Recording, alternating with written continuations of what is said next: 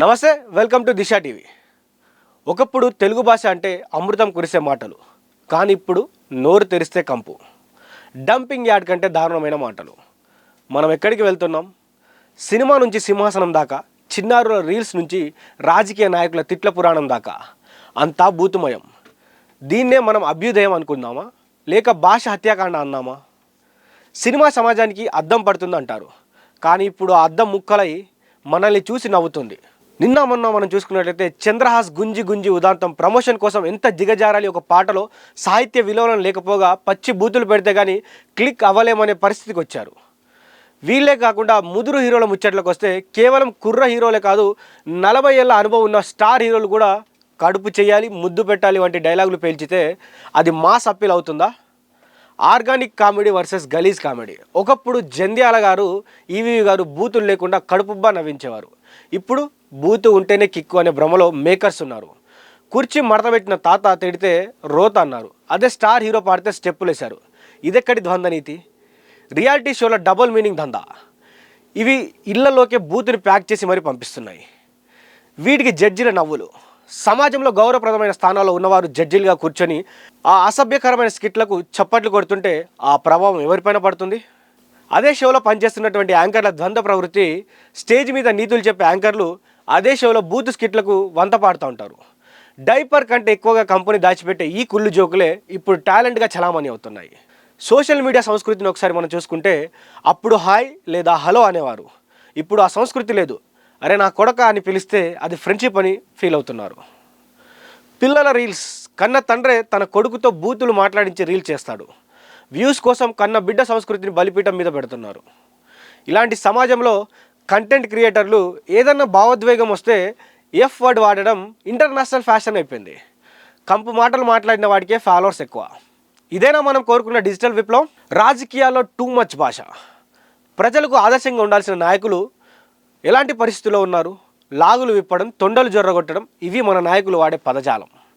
రాజకీయ విమర్శలు అంటే ఇప్పుడు విధానాల మీద చర్చ కాదు, కేవలం వ్యక్తిగత బూతుల దండకం. ఏ పార్టీ అయినా సరే బీప్ లేకుండా టీవీలో వారి ప్రసంగాలు వేయలేని పరిస్థితి కనిపిస్తుంది. మార్పు ఎక్కడి నుంచి మొదలవ్వాలి? ఒక ప్రశాంతమైన వాతావరణం, పుస్తకాలు చదువుతున్నటువంటి పిల్లలు, తెలుగు సాహిత్యం, ఇవన్నీ గొప్పతనాన్ని మనం పిల్లలకు చెప్పాలి. శ్రీనుగారు మీ నాన్న బాగున్నారా అనడానికి, శ్రీనుగారు మీ అమ్మ మొగుడు బాగున్నారా అనడానికి చాలా పెద్ద తేడా ఉందని కొన్ని సినిమాల్లో చూసాం. కొంతమంది రైటర్లు కూడా రాశారు. బూతుకి ఒక రచయిత రాసిన దానికి తేడా అనేది ఇక్కడే మనకు కనిపిస్తుంది. మనం ఏది ఇస్తే అది మనకు తిరిగి వస్తుంది. మనం సమాజానికి కంపును వృద్ధిస్తే రేపు మన పిల్లలు కూడా ఇదే వినాల్సి వస్తుంది. టీచర్లను నిందించే ముందు, సినిమాలను ట్రోల్ చేసే ముందు మన నాలుకపై మనకు ఎంత మేరకు నియంత్రణ ఉందనేది ప్రశ్నించుకోవాలి. బూతు ఉంటేనే క్లిక్ అవుతుందనే సూత్రానికి మనమే తిప్పికొట్టాలి. మంచి సాహిత్యాన్ని, మంచి మాటని ఆదరిద్దాం. ఇలాంటి సమయాల్లోనే ఇటు హీరోలు కావచ్చు, సినిమా హీరోలు కావచ్చు, అదేవిధంగా రాజకీయ నాయకులు కావచ్చు, ఎలాంటి భాష వాడుతున్నారనేది కూడా ప్రజల్లో తీవ్ర చర్చకు తీసుకొస్తూ ఉంది. ఎందుకు ఈ భాష మాట్లాడుతున్నారు? ఒక సినిమా హీరో తన పాటలో బూతులు పెట్టుకోవడానికి గల కారణాలు ఏంటంటే, సాధారణంగా వ్యూవర్స్ ఎవరు కూడా ఆ బూతులు కావచ్చు, ఆ రొమాన్స్ కావచ్చు, అవి లేకపోతే సినిమాలు చూడలేని పరిస్థితి. వాడి సినిమా ఆ డబ్బు ఖర్చు పెట్టి ఆ సినిమా తీసినందుకు వాడు ఆ సినిమాలో ఆ డబ్బును మళ్ళీ సంపాదించుకునేందుకు వాడు 4 బూతులు పెట్టాల్సిందే, 4 బూతు సీన్లు పెట్టాల్సిందే. అప్పుడే జనాలు చూస్తూ ఉన్నారు. ఎవరి మార్పు కోసం ఇది? ఏం నేర్పిద్దామని సొసైటీకి? అదేవిధంగా రాజకీయ నాయకులు చూస్తే అటు 3 ప్రధాన పార్టీలు అయినటువంటి రాజకీయ నాయకులు, రేవంత్ రెడ్డి మాటలు మనం ఎప్పటి నుంచి చూస్తున్నాం. తొండలు జొర్రగొడతా, లాగులల్లా అని ఎన్నో మాటలు మాట్లాడుతారు. ఇదే బీజేపీ పార్టీ సంబంధించిన కొంతమంది నాయకులు అరే పొట్టోడా, అరే నువ్వు ఇంతరా అని కూడా ఒక రాజకీయ నాయకులు ఒక ఎంపీ స్థానంలో ఉండి, ఒక సెంట్రల్ మినిస్టర్లు అయి ఉండి ఇలాంటి భాషను ప్రజలకు వదులుతూ ఉన్నారు. అదేవిధంగా ప్రతిపక్ష నాయకులు చూసుకుంటే వాడు పొట్టోడు, వాడు అది, వీడు ఇది, ఒక భాషను ఎంత మాట్లాడాలో అంతకు మించి మాట్లాడినప్పుడు ప్రజలు, గతంలో మనం మాజీ ముఖ్యమంత్రి గారు కూడా చూసుకోవచ్చు, ఇట్లాంటి చాలా మాటలు మాట్లాడిన పరిస్థితి కనిపిస్తోంది. కేంద్ర మంత్రిని పట్టుకొని దూషించినటువంటి పరిస్థితి ఉంది. ఇప్పుడు అదే కేంద్ర మంత్రులు ప్రతిపక్షంలో ఉండి కూడా ఇక్కడ ఉన్నటువంటి రాజకీయ నాయకులు ఎవరైతే పాలకులు ఉన్నారో పాలకులని అనరాని మాటలు అంటూ ఉన్నారు. పాలకులేం తక్కువ కాదు, పాలకులు కూడా ప్రతిపక్షాలను అనరాని మాటలు అంటున్నారు. మరి ఈ భాషను రేపటి రోజున వచ్చేటువంటి రాజకీయ నాయకులు కావచ్చు, యువత కావచ్చు, వారు ఏం నేర్చుకోవాలి ఈ భాషల ద్వారా? ఎవరికి ఈ భాష, తెలుగు భాషలో ఉన్నటువంటి గొప్పతనం ఎక్కడికి పోతుంది? తెలుగు భాషలో ఉన్నటువంటి పదాలు ఎక్కడికి పోతూ ఉన్నాయి? ఎవరైనా అంటే ఇది మా ప్రాంతీయ భాష, మేము ఇలానే మాట్లాడతాం, మేము పలానా నాయకుడి దగ్గర నుంచి నేర్చుకున్నాం, ఆ నాయకుడు నేర్పించిన బూతులే ఇవన్నీ కూడా మాట జారుతున్నటువంటి పరిస్థితి. మాటను ఆ సమయానికి ఎవరైనా ఆ ప్రశ్న అడిగితే ఆ ప్రశ్నని దాటవేసే పని తప్ప ఆ భాషని మార్చుకునే తీరు లేదు.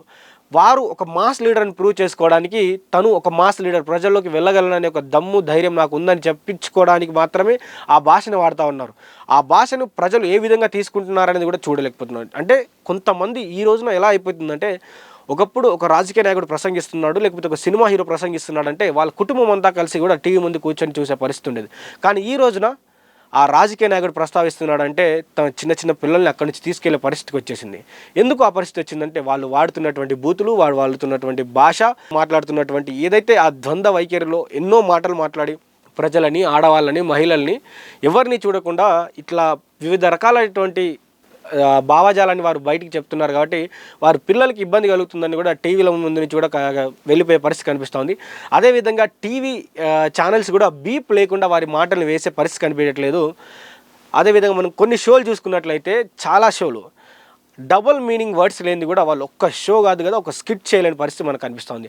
ఆ డబుల్ మీనింగ్ డైలాగులు వాడలేనిది వారు ఒక షో కావచ్చు, ఒక స్కిట్ కావచ్చు, ఏది చేయలేరు. అదేవిధంగా అదే స్థాయిలో వారు ఏదైతే కంటెంట్ కోసం అక్కడ క్రియేట్ చేసేటువంటి రొమాన్స్ కూడా అంతే. వారు బయట స్నేహితులుగా ఉంటారో లేదనేది మనకు తెలియదు, కానీ స్క్రీన్ మీద ఎంత మేరకు ఉండాలేదో దానికంటే ఎక్కువ శాతంలో ఉంటున్నారు.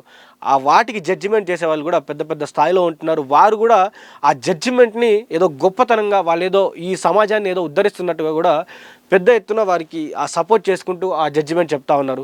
ఇలాంటి సమయంలో భాష ఎక్కడికి పోతుంది, సంస్కృతి ఎక్కడికి పోతుంది? తెలుగు సంస్కృతి అంటే ఎంతో గొప్పదనం. అందుకనే చాలామంది చెప్పారు దేశ భాషలందు తెలుగు లెస్స. ఈ తెలుగు భాషకు ఉన్నటువంటి గొప్పతనం అంతా ఇంత కాదు. అదే తెలుగు భాషకు సంబంధించినటువంటి ఈరోజు ప్రతి ఒక్క హీరో తన సినిమాలో బూతులు లేకుండా, ప్రతి ఒక్క హీరో తను ప్రసంగిస్తున్నప్పుడు బూతులు లేకుండా మాట్లాడుతున్నటువంటి పరిస్థితి లేదు. సినిమా రంగం అదే విధంగా ఉంది, రాజకీయ రంగం అదే విధంగా ఉంది. సోషల్ మీడియాలో ప్రతి ఒక్కడు ఎవడైతే రీల్స్ చేస్తున్నాడో, ఎవడైతే ఇన్స్టా కావచ్చు, ఫేస్బుక్ కావచ్చు, యూట్యూబ్ కావచ్చు, ఎక్కడ రీల్స్ చేసినా కూడా వాడు బూతులు మాట్లాడలేంది ఒక్క రీల్ కూడా చేయడు. సొంత కొడుకును కూతురుతో కూడా కొంతమంది హెల్తీ రీల్స్ చేస్తుంటే కొంతమంది అన్హెల్తీ రీల్స్, ఏవైతే కొడుకుతోటి బూతులు తిట్టిపోయడం తండ్రిని, తండ్రితో కొడుకు బూతులు తిట్టించుకోవడం, ఇలా ఈ సమాజంలో ఒక ప్రాంతాన్ని ఎంత మేరకు పాడు చేయొచ్చో అంత మేరకు సోషల్ మీడియా ద్వారా కొంతమంది కంటెంట్ క్రియేటర్లు పాడు చేస్తూ ఉన్నారు.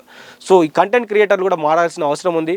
భాషను ఎంత మేరకు యూజ్ చేయాలో అంత మేరకు యూజ్ చేసి, ఎంత మేరకు ఈ భాషకు సంబంధించినటువంటి గొప్పతనాన్ని చాటి చెప్పాలి, ఈ సంస్కృతికి సంబంధించినటువంటి తెలుగు సంస్కృతికి సంబంధించినటువంటి గొప్పతనం ఎంత మేరకు చాటాలనేది కూడా నేర్చుకోవాల్సిన పరిస్థితి అవసరం అయితే ఎప్పటికైతే ఉంది. ఎందుకంటే ఈ బూతుల ద్వారా మీరు ఎవరికి ఏం నేర్పించలేరు. మీ బూతులతోటి మీకు ఈరోజు 4 వ్యూస్ రావచ్చు, 4 డబ్బులు రావచ్చు, కానీ రేపటి రోజున ఇదే మన తెలుగు సంస్కృతి అని కూడా బయటికి వెళ్తుంది. ఇప్పటికే తెలుగు సంస్కృతి కావచ్చు, తెలుగుతనానికి కావచ్చు, తెలుగు మాటలకు కావచ్చు, తెలుగు పాటలకు కావచ్చు ఎంతో గొప్పతనం ఉంది. ఈ సమాజంలో తెలుగుకు ఉన్నటువంటి వాల్యూ ఇంకెక్కడా లేదు. కానీ తెలుగుకు సంబంధించినటువంటి, తెలుగు భాషకు సంబంధించినటువంటి, తెలుగు సంస్కృతికి సంబంధించినటువంటి ఇప్పుడున్నటువంటి తరం, ఈ తరం తనకున్నటువంటి పరువును మొత్తం తీసేస్తూ ఉంది. కాబట్టి మనం అందరం కూడా మంచి మాటని ఆదరిద్దాం. తెలుగు భాషను బూతు భాషిత కాకుండా సుభాషితంగా మార్చుకుందాం. మనం మారుదాం, భాషని కాపాడుకుందాం, తెలుగును కాపాడుకుందాం, తెలుగు తల్లిని కాపాడుకుందాం, తెలుగు సంస్కృతిని కాపాడుకుందాం. Thank you.